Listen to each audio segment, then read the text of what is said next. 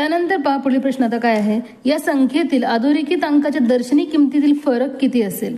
तर पहा इथे प्रश्नामध्ये आपल्याला दर्शनी किंमत असं म्हणलं आहे, परंतु मुलं काय घाईघाई करतात आणि स्थानिक किंमत असं वाचतात आणि उत्तर हे चुकून बसतात. कारण पहिलं पर्याय स्थानिक किमतीच्या फरकाचं उत्तर इथे दिलेलं असतं विद्यार्थ्यांनो, म्हणून हे चुका मुलांकडून होतात. परंतु आपल्याला दर्शनी किंमत विचारले, मग पहा 6 मधून 6, कारण दोन्ही अंक सारखेच आहेत. दर्शनी किंमत म्हणजे काय, ती संख्या स्वतः असते. मग दोघांमधील फरक किती असणार आहे, 0, म्हणजे 3 नंबरचा पर्याय इथे बरोबर असणार आहे.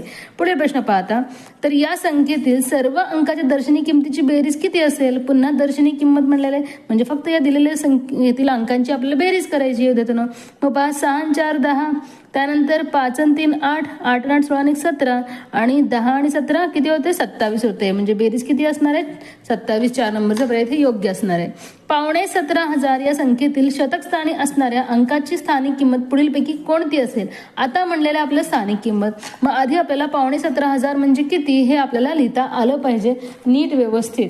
मग पहा पावणे आणि 1000, मग पहा 1000चा जो काही पाऊण भाग असतो तो किती असतो विद्यार्थ्यांनो, तो असतो 750. मग आता 17 म्हणलेलं आहे, म्हणजे इथे काय लिहायचं आपल्याला, 16 लिहायचं आहे. मग हे झालं 17,500, म्हणजे 17,000 होण्यासाठी 1000चा पाऊण भाग कमी आहे. त्यानंतर पाहता पुढील प्रश्न 5वा, तर पहा 36,946 या संख्येतील अधोरेखित अंकाच्या दर्शनी किमतीमधील फरक किती असेल. तर पहा इथे आपल्या दर्शनी किमतीमधील फरक विचारलाय. मुलं घाईमध्ये काय वाचतात, याला स्थानिक किंमत असं वाचतात आणि त्यांमधील फरक काढून पहा पहिलाच पर्याय स्थानिक किमतीमधील फरक दिला आणि या पर्यायाला गोल केल्याने मुलांचं मार्क जातात. म्हणून विद्यार्थ्यांना आपला प्रश्न शेवटपर्यंत नीट वाचायचा. आपलं स्थानिक सांगितलंय का दर्शनी सांगितलंय हे वाचणं गरजेचं आहे, कारण बऱ्याच मुलांचा स्कोर यामुळेच कमी होतो की ते प्रश्न शेवटपर्यंत नीट वाचत नाहीत. म्हणून प्रश्न वाचणं खूप आवश्यक आहे मुलांनो. मग पहा दर्शनी किमतीमधील फरक म्हणले, मग अधोरेखित अंक पहा कोणते आहेत, 6 आणि 6. दर्शनी किंमत म्हणजे काय, ती संख्या स्वतः असते, म्हणजे 6तून 6 गेले 0, म्हणजे पहा 3 नंबरचा पर्याय इथे योग्य असणार आहे. या पर्यायाला मुलांना तुम्हाला नीट गोल करायचा आहे. त्यानंतर पुढील प्रश्न पहा, या संख्येतील सर्व अंकाच्या दर्शनी किमतीची बेरीज. तर आता आपल्याला सर्व अंकांची दर्शनी किमतीची बेरीज म्हणजे फक्त दिलेल्या संख्येतील अंकांची बेरीज तुम्हाला करायचं आहे. मग पहा 6 आणि 4 10, 5 आणि 3 8, 8 आणि 8 16 आणि 17, आणि 17 आणि 10 27, म्हणजे पहा बेरीज किती आली, 27. 4 नंबरचा पर्याय इथे योग्य असणार आहे. म्हणून मुलांना शेवटपर्यंत प्रश्न नीट वाचणं खूप आवश्यक आहे. पुढील प्रश्न, 17,500 या संख्येतील शतक स्थानी असणाऱ्या अंकाची स्थानिक किंमत पुढीलपैकी कोणती असेल. आता मी म्हणलेलं आपलं स्थानिक किंमत म्हणजे स्थानाची किंमत. मग आधी आपल्याला 17,500 हे आधी अंकामध्ये लिहायचंय. मग पहा 1000चा पाऊण भाग किती असतो, 750. मग 17.5 म्हणलेलं आहे, म्हणजे आपल्या इथे 16 लिहायचं आहे. तर याला काय म्हणतात, 17.5, कारण 17,000 होण्यासाठी पाव भाग हा काय असतो, उणे असतो. यालाच म्हणतात पाव उणे पावणे, म्हणजे पावभाग कमी असतो.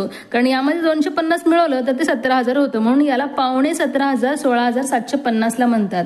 मग आता पहा याच्या शतक स्थानिक कोणता अंक आहे, 7 आहे. मग 7ची स्थानिक किंमत काय असणार आहे, 700 असणार आहे. मग पहा पर्यायामध्ये 700 कुठं दिलेलं आहे मुलांनो, 1 नंबरच्या पर्यायामध्ये, म्हणजे या पर्यायाला तुम्हाला गोल करायचं आहे. असाच आहे पुढील प्रश्न पहा, 8 10, 11 ह, 75 श आणि 8 ए म्हणजे एकक असणारी संख्या पुढीलपैकी कोणती आहे असं आपल्याला विचारलंय.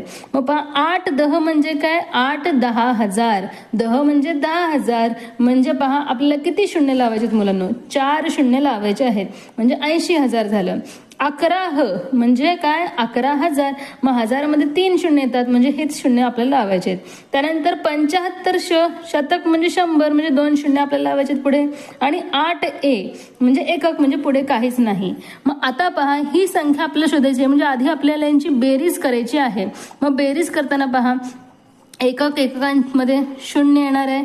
त्यानंतर पहा तिसरा अंक इथे 5 येतो, इथे पहा चौथा अंक 1, 7 आणि 1 8, त्यानंतर पहा हे चौथं हे 5वं, मग पहा 9, म्हणजे 98,508 असणारी ती संख्या.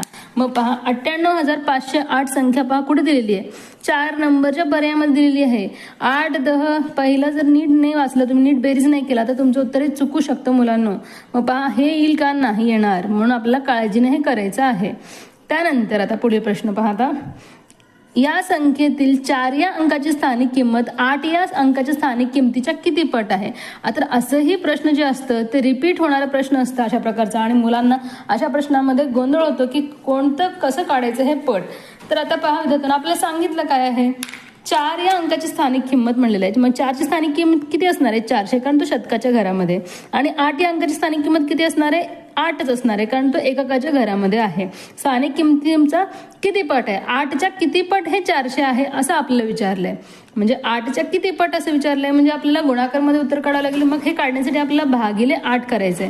मग पहा, 8 5 40 0 0 म्हणजे किती आहे? 50 पट आहे. दुप्पट निमपट इथे येणार नाही, 50 पट. 3 नंबरचा पर्याय इथे बरोबर आहे.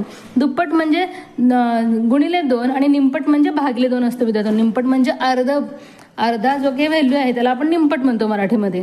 त्यानंतर 10वा प्रश्न, एका 5 अंकी संख्येमध्ये अ ब क ड ई हे अंक अनुक्रमे द ह श ए द ए असं स्थानी आहेत. म्हणजे अनुक्रमे सांगितले. म्हणजे अ कुठे असणार आहे? द मध्ये असणार आहे.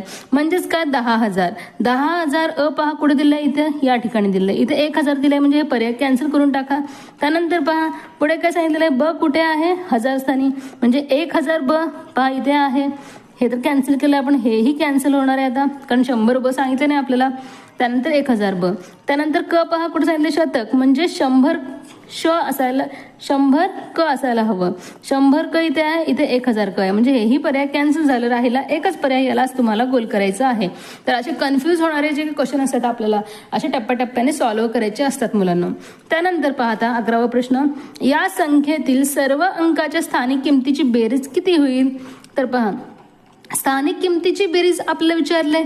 दर्शनी किमतीची बेरीज म्हणजे आपण त्या दिलेल्या संख्येतील अंकांची बेरीज करतो, पण इथे स्थानिक किमतींची बेरीज विचारली आहे. मग ज्यावेळेस आपल्याला एखाद्या संख्येतील सर्व अंकाची स्थानिक किमतीची बेरीज विचारतात त्यावेळेस आपल्याला त्याच पर्यायाला टिक करायचं आहे. जी संख्या आहे तेच त्याचं उत्तर येणार आहे, कारण स्थानिक किमतीची बेरीज म्हणजे काय? ती संख्याच असते. विस्तारित मांडणीमध्ये आपण तसंच आपण लिहितो प्रत्येक स्थानाच्या किमतीची बेरीज. त्यानंतर या संख्येतील 1000 स्थानच्या अंकाची स्थानिक किंमत आणि दशक स्थानच्या अंकाची स्थानिक किंमत यांची बेरीज किती होईल? मग पहा, 1000 स्थानी 7 आहे, म्हणजे पहा 7000 होणार आहे. 1000 म्हणलेलं आपलं, आणि दशक स्थानी काय 7 आहे, म्हणजे 7070 होणार आहे. मग 7070 कुठे दिलंय? 4 नंबरच्या पर्यायामध्ये. तर आता या शेवटच्या प्रश्नाचं उत्तर तुम्ही मला कमेंट करून सांगायचं आहे मुलांना. आणि हा व्हिडिओ जर तुम्हाला आवडला असेल तर लाईक करा आणि जास्तीत जास्त शेअर करायला विसरू नका. आणि जर कोणी आपल्या पेजवर नवीन असाल तर पेजला फॉलो करा.